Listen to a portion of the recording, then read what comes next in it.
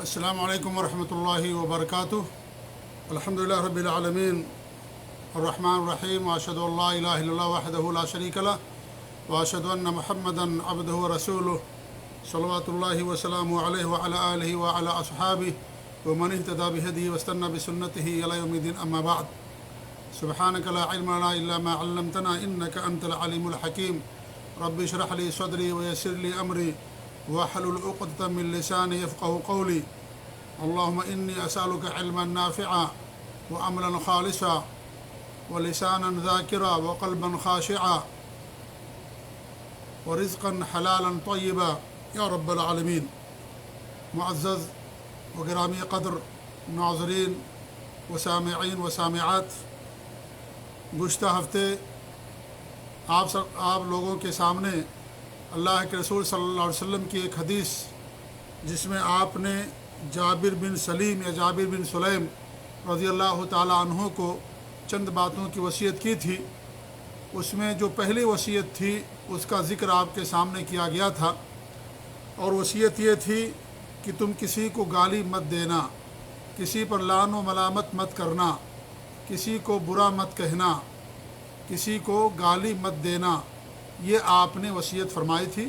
تو جابر بن سلیم رضی اللہ عنہ فرماتے ہیں کہ یہ وصیت سننے کے بعد میں نے نہ کسی آزاد کو، نہ کسی غلام کو، اور نہ ہی کسی اونٹ کو، نہ کسی بکری کو، یعنی کسی جانور کو بھی ہم نے گالی نہیں دی، لعنت و ملامت نہیں کی۔ یہ ایک مومن کی پہچان ہے کہ جب اللہ کے رسول صلی اللہ علیہ وسلم کی کوئی بات سنیں تو اس کے اوپر فوراً عمل کرنا شروع کر دے۔ تو انہوں نے بات بتائی کہ ہم نے اس کے بعد کسی کو گالی نہیں دی، یہ پہلی وصیت تھی۔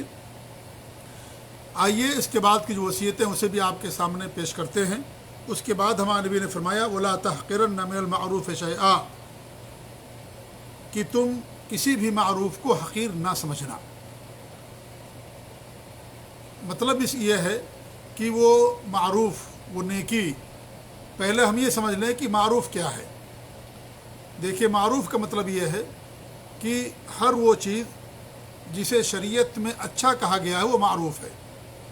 ہر وہ عمل، ہر وہ چیز جو شریعت کی نظر میں بہتر ہو اسے معروف کہا جاتا ہے۔ اس کے اپوزٹ منکر ہے۔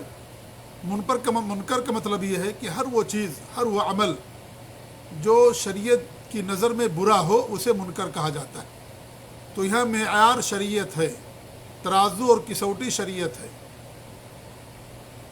اور معروف میں سب سے یعنی تمام طاعات، تمام نیکیاں، تمام خیر کے کام، چھوٹے ہوں یا بڑے، سب کچھ شامل اور داخل ہے۔ اور سب سے پہلے جو چیز معروف کے اندر آتی ہے وہ توحید ہے، اللہ پر ایمان۔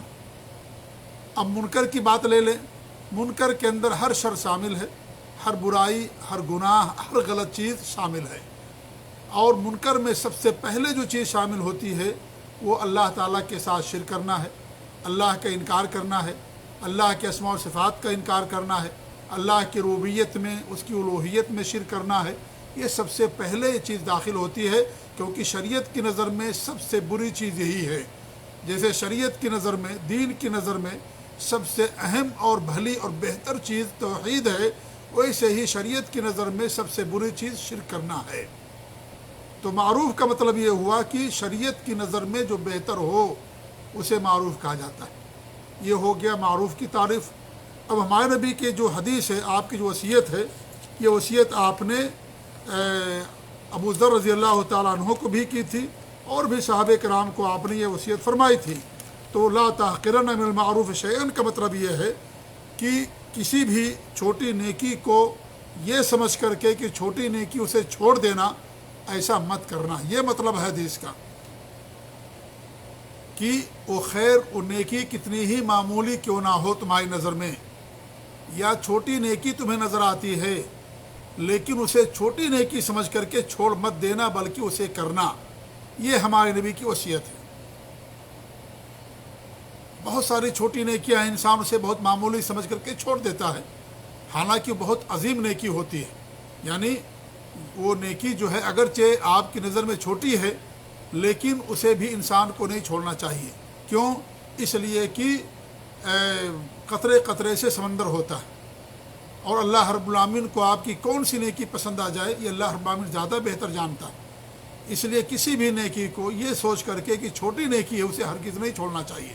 اللہ کے رسول صلی اللہ علیہ وسلم کی حدیث ہے، اتقوا النار ولو بشق تمرہ، جہنم سے اپنے آپ کو بچاؤ چاہے آدھی کھجور ہی کیوں نہ دے کر کے اللہ کی راہ میں۔ اگر یہ بھی نہیں ہے فبکلمۃ طیبہ، اچھی بات کر کے، اچھی بات کر کے، بھلی بات کر کے اپنے آپ کو جہنم سے بچاؤ۔ چھوٹی سی آدھی کھجور کی کیا حیثیت ہے؟ کوئی حیثیت نہیں، لیکن آدھی کھجور سے بھی انسان اپنے آپ کو جہنم سے بچا سکتا ہے اگر اس کے اندر اخلاص ہے، حسن نیت ہے، خالص اللہ کے لیے کر رہا ہے، اس کا محتاج بھی ہے وہ، لیکن اپنی محتاجگی پر دوسری کی محتاجگی کو ترجیح دیتا ہے، تو یہ نیکی اللہ رب العالمین کو بے حد پسند ہوتی ہے۔ یہ بھی نہیں انسان کے پاس ہے تو کلمہ طیبہ، اچھی بات کرنا، بھلی بات کہنا۔ آپ کے دروازے پر کوئی فقیر مسکین آ گیا، آپ کے پاس اگر کچھ نہیں ہے دینے کا تو کم سے کم اسے کچھ نصیحت کر دیں، اس کے ساتھ اچھا معاملہ کر دیں، اچھا برتاؤ کر دیں اس کے ساتھ۔ معمولی سی نیکی انسان کو سمجھ میں آتی ہے، لیکن ہو سکتا ہے یہی نیکی ہماری اور آپ کی مغفرت کا ذریعہ بن جائے۔ اس لیے ہمیشہ انسان کو کسی بھی نیکی کو معمولی سمجھ کر کے نہیں چھوڑنا چاہیے، بلکہ اسے کرنا چاہیے۔ اللہ کے رسول صلی اللہ علیہ وسلم نے ہمیں حکم دیا ہے کہ بہت معمولی نیکیوں کو بھی آپ نے صدقہ قرار دیا۔ آپ نے کہا خندہ پیشانی سے ملنا صدقہ ہے، معروف کا حکم دینا صدقہ ہے، منکر سے لوگوں کو روکنا صدقہ ہے، بھٹکے ہوئے کو جو راستے سے بھٹک گئے ہیں ان کو صحیح راستے کی طرف رہنمائی کر دینا یہ بھی صدقہ ہے۔ کوئی اندھا ہے، وہ راستہ نہیں پار کر پا رہا ہے، آپ اس کی انگلی پکڑ کر کے، اس کے ڈنڈے کو پکڑ کے راستہ پار کرا دیتے، یہ بھی صدقہ ہے۔ راستے سے کانٹے کو ہٹا دینا یہ بھی صدقہ ہے۔ اپنے برتن سے دوسرے بھائی کے برتن میں پانی ڈال دینا یہ بھی صدقہ ہے۔ یہ سب نیکیاں ہیں، اگرچہ انسان کو بہت معمولی نیکی نظر آتی ہے، لیکن معمولی نیکیاں کرتے کرتے ایک دن انسان کے دفتر میں بہت ساری نیکیاں جمع ہو جاتی ہیں۔ تو ہمارے نبی نے فرمایا کہ کسی بھی معروف کو حقیر نہ سمجھنا، یعنی اسے حقیر سمجھ کر کے اسے مت چھوڑ دینا بلکہ اس کے اوپر عمل کرنا۔ حدیث کا مطلب ہرگز یہ نہیں ہے کہ ہم معمولی نیکی کریں اس کو بہت بڑا سمجھیں، یہ مطلب نہیں حدیث کا، اگرچہ بہت کچھ لوگ اس کا مطلب یہی سمجھتے ہوں گے، حالانکہ حدیث کا مطلب یہ نہیں ہے کہ حقیر نیکی کو بھی بہت بڑا سمجھو، نہیں، حقیر نیکی کو معمولی سمجھ کر کے نہ کرنا، اس سے ہمارے نبی نے منع کیا ہے۔ معمولی نیکی کو چھوڑ دینا اس سے ہمارے نبی نے منع کیا ہے۔ یہ نہیں کہا گیا کہ معمولی نیکی کو تم پہاڑ بڑی نیکی سمجھو، نہیں، ایسا نہیں ہونا چاہیے۔ یہ بڑی نیکی کو معمولی سمجھنا چاہیے اور چھوٹے گناہ کو بڑا گناہ سمجھنا چاہیے۔ جیسا کہ عبداللہ بن مسعود فرماتے ہیں کہ آج لوگ جو ہے گناہ کرتے ہیں اور یہ سمجھتے ہیں کہ ان کے ناک پر مکھی بیٹھ گئی، اس کو بھگا دیا، معمولی سمجھتے ہیں، جبکہ ہم اس عمل کو، اس کام کو ایسے سمجھتے تھے جیسے ہم کسی پہاڑ کے نیچے بیٹھے ہوئے ہوں اور پہاڑ ہمارے اوپر گر جائے، یعنی اتنا بڑا سمجھتے تھے۔ تو گناہ چھوٹا ہی کیوں نہ ہو اسے انسان بڑا سمجھ کر کے اس کو چھوڑ دے، اور نیکی انسان چھوٹی ہی کیوں نہ ہو اسے انسان کو بڑا نہیں سمجھنا چاہیے، یعنی بڑی نیکی ہی کیوں نہ ہو انسان کو اس پر غرور اور گھمنڈ نہیں کرنا چاہیے کہ ہم نے بہت بڑی نیکی کر لی اور بہت بڑا کام کر لیا، لہذا ہمیں نیکی کرنے کی ضرورت نہیں ہے۔ یہ شیطان کے وسوسے ہیں۔ بڑی نیکی کو معمولی نیکی سمجھو اور چھوٹے گناہ کو بڑا گناہ سمجھو۔ اگر یہ معیار ہوگا، یہ ہماری سوچ ہوگی، تو ہم اپنے آپ کو گناہوں سے بچا سکیں گے۔ تو حدیث کا مطلب یہ ہے کہ معمولی نیکی کو بھی نہ چھوڑو بلکہ اسے بھی کرتے رہو، کرتے جاؤ، ایک دن تمہارے پاس نیکیوں کا ذخیرہ ہو جائے گا۔ اور معمولی نیکی اگر کبھی کبھی ایسا ہوتا ہے کہ انسان کی نیت اگر صحیح ہوتی ہے تو معمولی نیکی بھی اللہ تعالیٰ کے ہاں بہت بڑی نیکی بن جاتی ہے۔ عبداللہ بن مبارک فرماتے ہیں کہ رب امر صغیر تعظمہ النیہ، بسا اوقات معمولی عمل ہوتا ہے، چھوٹا سا عمل ہوتا ہے، لیکن نیت اسے بڑا بنا دیتی ہے۔ انسان کی نیت خالص ہے، خالصتاً لوجہ اللہ وہ کر رہا ہے، اس لیے چھوٹا سا عمل ہے لیکن اللہ رب العالمین کے نزدیک میں بڑا عمل بن جاتا ہے۔ وَرُبَّ عَمْلٍ كَبِيرٍ تُصَغِّرُهُ النِّيَّةُ، اور بسا اوقات بڑا عمل انسان کرتا ہے لیکن نیت اسے چھوٹا کر دیتی ہے۔ کیونکہ انسان کے پاس حسن نیت نہیں ہوتی، شہرت، ریاکاری، دکھاوا، یہ ساری چیز آ جاتی ہے تو انسان کے عمل کو وہ چیز برباد کر دیتی ہے۔ ایک روپیہ اگر انسان اخلاص کے ساتھ اللہ کی راہ میں صدقہ کرتا ہے اور اخلاص کے ساتھ، اچھی نیت کے ساتھ، وہ ضرورت مند ہے، پھر بھی دوسروں کی ضرورت کو ترجیح دیتے ہوئے ممکن ہے اللہ تعالیٰ کی نظر میں کوئی 1,00,000 صدقہ کرے تو اللہ کی نظر میں اس 1,00,000 کی حیثیت نہ ہو جو 1 روپیے کی حیثیت ہوتی ہے۔ اللہ تعالیٰ نیتوں کو دیکھتا ہے، تو انسان کو حسن نیت پر سب سے زیادہ دھیان دینا چاہیے، اخلاص کے ساتھ انسان کو عمل کرنا چاہیے۔ معمولی نیکی ہے لیکن اگر آپ اخلاص کے ساتھ کرتے ہیں تو پھر وہ عمل اللہ تعالیٰ کے ہاں بڑا بن جاتا ہے۔ تو کسی بھی معروف کو، کسی بھی خیر کو انسان کو معمولی سمجھ کر کے نہیں چھوڑنا چاہیے۔ اور میں نے بتایا کہ معروف کے اندر جو ضابطہ ہے اور جو کسوٹی اور معیار ہے وہ شریعت ہے، وہ شریعت ہے، وہ عرف نہیں ہے یا لوگوں کا عقل اور لوگوں کا مزاج نہیں ہے، بلکہ شریعت اور دین یہ معیار ہے۔ شریعت کی نظر میں جو معروف ہے وہ معروف ہوگا، شریعت کی نظر میں جو منکر ہے وہ منکر ہوگا، لہذا شریعت کا دار و مدار ہے، شریعت کا اعتبار کیا جائے گا۔ ایک کام انسان کرتا ہے شریعت کی نظر میں ٹھیک ہے، جیسے کوئی انسان اندھا ہے وہ راستہ پار کر رہا ہے، آپ اسے راستہ پار کرا دیں، یہ نیکی ہے۔ لیکن وہی اندھا انسان اگر زنا کے لیے کہیں راستہ پار کر کے جا رہا ہے یا کسی مزار پہ جا رہا ہے، شرک کرنے کے لیے جا رہا ہے، آپ اسے راستہ پار کرا کر کے مزار تک پہنچاتے ہیں تو آپ بھی گناہ کے اندر شریک ہوتے ہیں۔ دیکھیے حالت بدلنے سے بدل گیا، وہاں آپ کا مقصد ہے کہ صحیح راستہ دکھانا، اور یہاں انسان گناہ کے لیے، غلط کام کے لیے جا رہا ہے، آپ گویا کہ اسے اگر اس کی رہنمائی کر رہے ہیں، آپ اسے وہاں تک پہنچا رہے ہیں، تو ایسی صورت میں آپ بھی گویا کہ گناہ کے اندر شریک ہو گئے۔ تو یہاں پر یہ نیکی نہیں ہوگی، یہاں پر نیکی یہ ہوگی کہ آپ اس کو سمجھائیں، آپ اس کو تعلیم دیں، آپ اس کو دعوت دیں، شرکی قباحت اور گندگی اور اس کی خطرناکی کو اس کے سامنے بیان کریں، یہاں یہ نیکی ہوگی، اور اس کو اس راستے سے باز رکھیں، اسے وہاں نہ جانے دیں، یہ آپ کے لیے نیکی ہوگی۔ لیکن اگر آپ کہیں کہ اندھا آدمی ہے، کوئی بھی انسان ہو، آپ اسے وہاں تک پہنچا دیں کہ اس کا عمل وہ جانے، اس کا ایمان وہ جانے، نہیں۔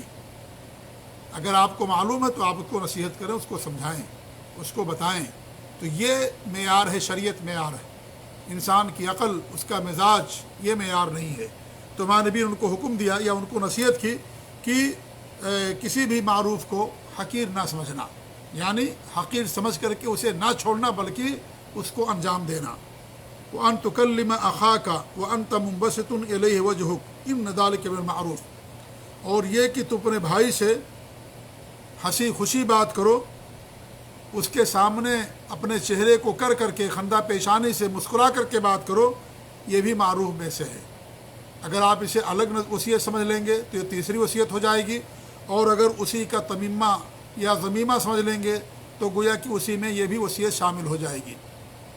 ہمارے نبی نے کہا تھا، ابو ذر رضی اللہ تعالیٰ عنہ، صحیح مسلم کی روایت ہے کہ لا تحقرن من المعروف شیئا ولو ان تلقى اخاك بوجه طلق، اگرچہ تمہاری اپنے بھائی سے خندہ پیشانی سے مسکراتے چہرے سے ملاقات ہی کیوں نہ ہو، اسے حقیر نہ جاننا۔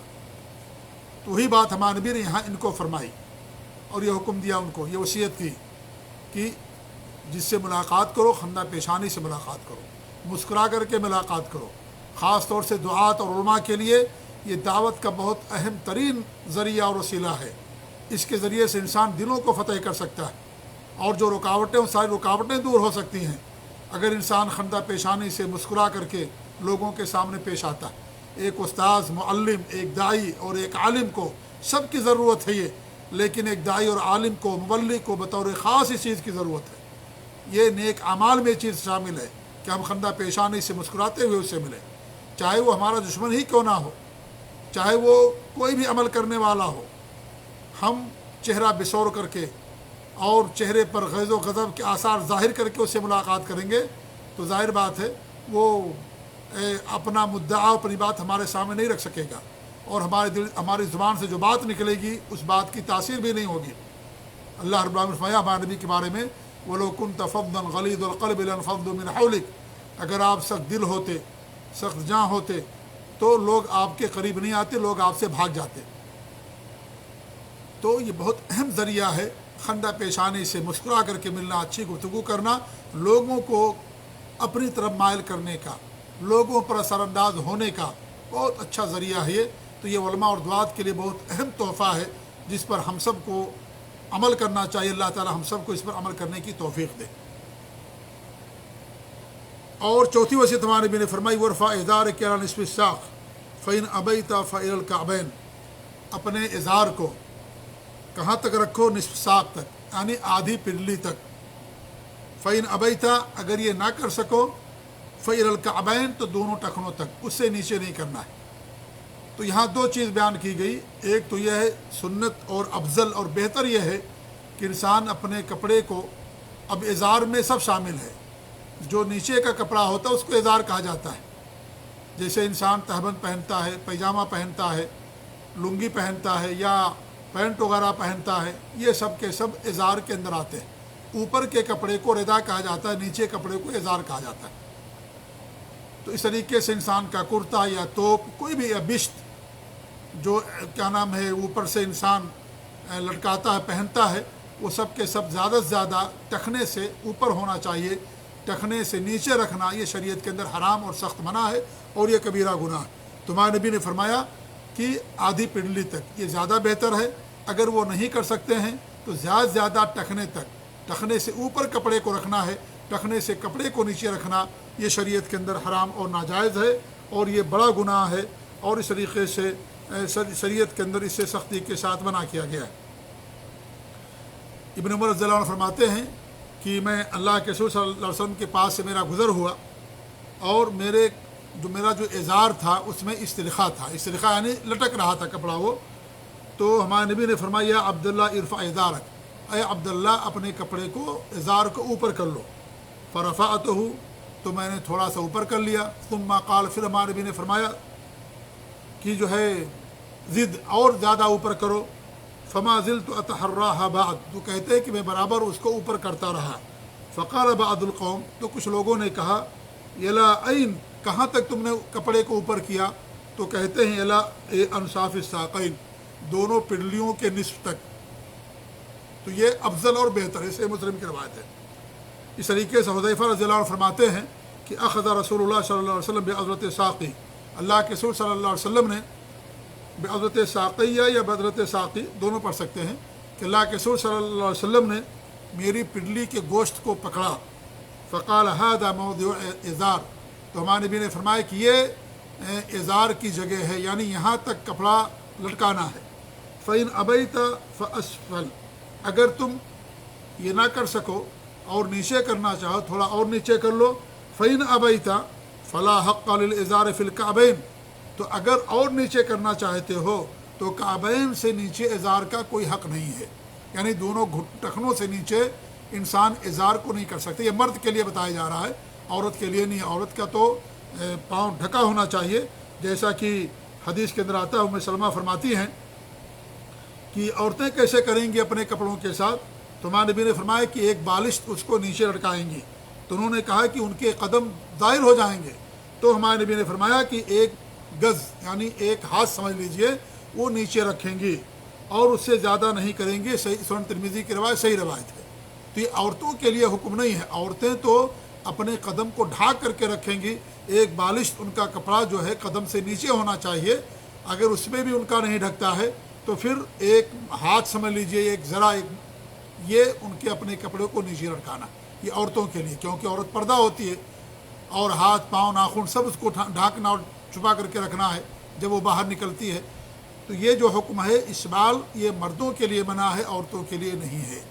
لیکن آج پیمانہ بدل گیا ہے، آج عورتوں کے کپڑے جو ہے چھوٹے ہو گئے ہیں اور مردوں کے کپڑے نیچے ہو گئے ہیں۔ مرد کے کپڑے آپ دیکھیں خوب لمبا رہتا ہے، لیکن عورتوں کے کپڑے آپ دیکھیں اللہ المستعان ایسی ہو گئی ہیں۔ بہت ساری عورتیں جو کپڑا پہننے کے باوجود ننگی ہیں، جیسا کہ ہمارے نبی نے فرمایا۔ یہ ایسی عورتیں ہیں جو جنت کی خوشبو ان کو نہیں ملے گی، جنت کی خوشبو ایسی عورتوں کو نہیں ملے گی جو کپڑا پہننے کے باوجود بھی ننگی نظر آتی ہیں، خود مائل ہونے والی ہیں اور دوسروں کو اپنی طرف مائل کرتی ہیں، بد کرداری کی طرف، برے یعنی گناہ کی طرف۔ تو اس طریقے سے مردوں کے لیے حکم یہ ہے کہ وہ زیادہ سے زیادہ اپنے ٹخنے کھلے ہونے چاہیے، ٹخنے سے نیچے کرنا جائز نہیں ہے، حرام ہے یہ، اور ٹخنے سے اوپر اگر وہ آدھی پنڈلی تک رکھتے ہیں تو اور زیادہ بہتر ہے۔ اگر انسان کپڑے کو ٹخنے سے نیچے رکھتا ہے تو بہت سخت جرم ہے۔ اللہ کے رسول صلی اللہ علیہ وسلم کی حدیث ہے کہ ان اللہ لا ينظر الى مسبل الازار، یہ سنن نسائی کی روایت ہے کہ اللہ رب العالمین مسبل ازار کو، اپنے کپڑوں کو ٹخنے سے نیچے لٹکانے والوں کو نہیں دیکھتا ہے۔ اور ایک حدیث میں آپ فرمایا کہ ما اسفل من الکعبین من الازار ففی النار، یہ صحیح بخاری کی روایت ہے کہ ازار کا جو حصہ کعبین سے نیچے ہوگا اتنے حصے جہنم کے اندر جلیں گے، جتنا زیادہ نیچے ہوگا اتنا زیادہ حصہ انسان کے قدم کا جہنم کے اندر جلے گا، یہ صحیح بخاری کی روایت ہے۔ اس طریقے سے مانبی صلی اللہ علیہ وسلم فرمایا کہ 3 لوگ ایسے ہیں جن کو اللہ رب العالمین قیامت کے دن نہ دیکھے گا نہ تزکیہ کرے گا، ایسے لوگوں کے لیے دردناک عذاب ہوگا۔ المسبل ازارہ، اپنے ازار کو، اپنے کپڑے کو ٹخنے سے نیچے لٹکانے والا، والمنان، اور احسان جتلانے والا، والمنفق سلعتہ بالحلف الکاذب، اور اپنے سامان کو جھوٹی قسم سے بیچنے والا، یہ صحیح مسلم کی روایت ہے۔ جھوٹی قسمیں کھا کر کے اپنے سامان کو بیچتا ہے، ایسے بھی انسان سے اللہ تعالیٰ قیامت کے دن بات نہیں کرے گا۔ اور جو احسان چلانے والا، کسی پر نیکی کرتا ہے، چاہے اس کے اپنے لوگ ہوں یا باہر کے لوگ ہوں، اور پھر بعد میں احسان جتاتا ہے، تو احسان جتانے سے نیکی برباد ہو جاتی ہے۔ ولا تبطلوا صدقاتکم بالمن والأذى، تکلیف دے کر کے، احسان جتلا کر کے اپنے صدقات کو باطل نہ کرو۔ تو احسان جتلا دینے سے انسان کا صدقہ باطل ہو جاتا ہے، گویا کہ اس نے صدقہ کیا ہی نہیں۔ تو احسان جتلانا سخت جرم ہے، حرام ہے، کبیرہ گناہ ہے۔ اس طریقے سے اپنے کپڑے کو ٹخنے سے نیچے رکھنا، یہ بھی شریعت کے اندر سخت جرم ہے، اور یہ مردوں کے لیے۔ اور اس میں صرف وہ نہیں داخل ہے کپڑا جو ٹخنے سے نیچے ہو، بلکہ امامہ بھی انسان اگر اتنا بڑا پہنتا ہے کہ اس کے پاؤں تک امامہ پیچھے لٹکتا رہتا ہے، تو اس کو بھی علماء نے اسی کے اندر شامل کیا ہے۔ اس کی ایک حد ہے کہ وہاں تک انسان نیچے اپنے یعنی سر کے پیچھے تھوڑا سا لٹکائے، لیکن اس کو اگر زیادہ لٹکاتا ہے کہ وہ قدم تک آتا ہے تو ایسی صورت میں یہ بھی شریعت کے اندر حرام اور منع ہے، یہ بھی گویا کہ اس بال کے اندر داخل ہے۔ تو یہ سخت جرم ہے کپڑوں کو ٹخنے سے نیچے لٹکانا۔ اگر انسان غرور گھمنڈ میں کرتا ہے تو اس کے لیے سخت وعید ہے، بڑا جرم ہے یہ۔ اور ہمارے نبی نے فرمایا کہ ایسے آدمی سے اللہ تعالیٰ نہ بات کرے گا نہ نظر رحمت کرے گا، اور ایسے لوگوں کے لیے دردناک عذاب ہے۔ یہ اس شخص کے لیے جو تکبر اور غرور کے ساتھ کرتا ہے۔ اور اگر انسان بغیر غرور کے اپنے کپڑے کو ٹخنے سے نیچے رکھتا ہے، پینٹ ہے یا پیجامہ ہے، کوئی بھی چیز ہے، تو اسی صورت میں یہ بھی حرام ہے، سخت وعید ہے۔ بغیر تکبر کے ہے تو بھی حرام ہے، اور اتنا حصہ جتنا نیچا ہوگا اتنا حصہ اس کے پاؤں کے جہنم کے اندر جلے گا۔ یہ اس کے لیے ہے جو بغیر تکبر پہ کرتا ہے، اور جو تکبر کے ساتھ کرے گا اس کے لیے اور بڑا جرم ہوگا، کیونکہ یہاں پر دو جرم کا ارتکاب کر رہا ہے۔ ایک تو اسبال بھی کر رہا ہے، کپڑوں کو ٹخنے سے نیچے رکھے ہوئے ہے، اور دوسری بات یہ ہے کہ تکبر بھی کرتا ہے، تکبر بھی کرتا ہے۔ تو اس صورت میں 2 جرم کا مرتکب ہوا، لہذا اسے زیادہ سزا ملے گی۔ اور اگر بغیر تکبر کے کرتا ہے تو ایسی صورت میں بھی اس کا جتنا کپڑا نیچے ہوگا اتنا جسم پاؤں کا حصہ جہنم کے اندر جو ہے جلے گا، تو وہ بھی حرام ہے، وہ بھی بڑا گناہ ہے۔ لیکن یہ اور بڑا گناہ ہے جو انسان تکبر کے ساتھ کرتے ہیں۔ بہت سارے لوگ مثال دیتے ہیں ابو بکر صدیق رضی اللہ تعالیٰ عنہ کی، تو دیکھیے ہمارے نبی صلی اللہ علیہ وسلم کا تذکیہ فرمایا، اور وہ جان بوجھ کر کے نہیں کرتے تھے، اور ان کا کپڑا ٹخنے سے اوپر ہی رہتا تھا، لیکن کبھی لٹک جاتا تھا، نیچے آ جاتا تھا۔ انہوں نے کپڑے کو ٹخنے سے نیچے تک نہیں رکھا تھا جان بوجھ کر کے۔ آج تو لوگ جان بوجھ کر کے اپنے پینٹ کو، پیجامے کو ٹخنے سے نیچے تک سلاتے ہیں، یا توپ کو ٹخنے سے نیچے تک سلاتے ہیں۔ ان کا کپڑا ایسا نہیں تھا، ان کا کپڑا ٹخنے سے اوپر ہی تھا، لیکن ان کا کپڑا نیچے لٹک جایا کرتا تھا۔ تو ہمارے نبی نے فرمایا کہ تم ان لوگوں میں سے نہیں ہو جو تکبر کے ساتھ کرتے۔ تو ہمارے نبی نے تذکیہ کیا ان کا، اللہ رب العالمین نے آپ کو بتایا، تو ہمارے نبی نے ان کا تذکیہ کیا، کہا کہ نہیں تم ان لوگوں میں سے نہیں ہو۔ آج کون ہم کو بتانے والا ہے، آج کون ہم کو بتانے والا ہے کہ بھئی آپ اس میں سے نہیں ہیں؟ وہی کا سلسلہ تو بند ہو گیا، ہمارے نبی دنیا سے رخصت فرما گئے، اب تو وہی نہیں آئے گی، فرشتے دوبارہ دنیا کے اندر نہیں آئیں گے جبریل امین وہی لے کر کے، لہذا اس پر قیاس کرنا مع الفارق ہے، بالکل صحیح نہیں ہے۔ اور پھر ابو بکر صدیق رضی اللہ تعالیٰ عنہ کا کپڑا ٹخنے سے اوپر ہی تھا، لیکن چلتے پھرتے تھے تو کبھی کبھی ان کا کپڑا ٹخنے سے نیچے آ جاتا تھا۔ اگر ایسا بھی ہوتا ہے کہ انسان کپڑا ٹخنے سے اوپر سے لاتا ہے لیکن کبھی پیٹ خالی ہے یا اس طریقے سے یعنی اس کو بھوک لگی ہوئی ہے یا کہیں تیزی میں جا رہا ہے یا کمر بند جو ہوتا ہے وہ ڈھیلا ہو گیا ہے تو انسان کپڑا کبھی نیچے آ جاتا ہے اور انسان پھر اسے اوپر کر لیتا ہے، تو اگر ایسا ہے تو اس میں کوئی حرج کی بات نہیں ہے، لیکن کپڑا ٹخنے سے اوپر ہونا چاہیے۔ اگر چلتے ہوئے آ گیا نیچے اس میں کوئی حرج کی بات نہیں ہے۔ تو ابو بکر صدیق رضی اللہ تعالیٰ عنہ کا معاملہ یہی تھا، لہذا اس پر قیاس کرنا یہ بڑی غلط ہے اور اس طریقے سے یہ جائز نہیں ہے۔ تو ہمارے نبی نے ان کو منع فرمایا اور کہا کہ زیادہ سے زیادہ کعبین تک یعنی اس کے اوپر تک اپنا کپڑا رکھ سکتے ہو، اس سے نیچے رکھنا یہ غلط ہے۔ پھر ہمارے نبی ان کو وصیت کرتے ہوئے فرمایا وَإِيَّاكَ وَإِسْبَالَ الْإِزَارِ فَإِنَّهَا مِنَ الْمَخِيلَةِ، پانچویں وصیت ہمارے نبی نے فرمائی کہ اسبال ازار سے، کپڑوں کو ٹخنے سے نیچے رکھنے سے کیا کرنا؟ بچنا، دوری اختیار کرنا۔ کیوں؟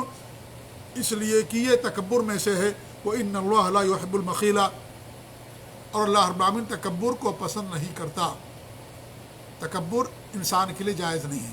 اسی حدیث کی روشنی میں بہت سارے علماء نے بات کہی ہے کہ کپڑے کو ٹخنے سے نیچے رکھنا یہ تکبر ہے، چاہے کوئی آدمی جان بوجھ کر کے کرے یا نہ کرے، چاہے اس کا مقصد ہونا، لیکن یہ تکبر ہی میں داخل ہے، جیسا کہ ہمارے نبی نے اس حدیث کے اندر فرمایا۔ بہت سارے علماء نے یہ بات بیان کی ہے۔ بہرحال شیخ ابن باز رحمۃ اللہ علیہ نے، شیخ ابن عثیمین رحمۃ اللہ علیہ نے اور دیگر علماء نے تفصیل کی ہے اور انہوں نے یہ بات بیان کیا اگر تکبر کے ساتھ انسان کرتا ہے تو اس کے لیے 3 سزا ہوگی۔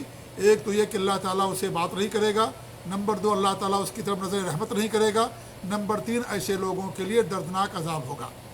اور اگر انسان بغیر تکبر کے کرتا ہے تو اس صورت میں جتنا کپڑے کا حصہ نیچے ہوگا اتنا پاؤں کا حصہ آگے کے اندر جلے گا، یہ ہمارے نبی نے فرمایا۔ تو یہ 2 حالتیں علماء نے بیان کی ہیں۔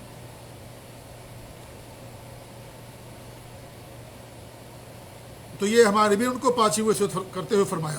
6ٹھی وصیت ہمارے نبی نے فرمائی وَإِنِ امْرُؤٌ شَتَمَكَ وَعَيَّرَكَ بِمَا يَعْلَمُ فِيكَ فَلَا تُعَيِّرْهُ بِمَا تَعْلَمُ فِيهِ فَإِنَّمَا وَبَالُ ذَلِكَ عَلَيْهِ، ہمارے نبی نے فرمایا کہ اگر کوئی آدمی تمہیں گالی دے اور اس عیب کا جو تمہارے اندر موجود ہے اس عیب کے یاد دلائے تمہیں جسے وہ جانتا ہے تو تم اس کا وہ عیب یاد نہ دلانا جسے تم اس کے بارے میں جانتے ہو، اور اس غلطی کا وبال اس آدمی کے اوپر ہوگا۔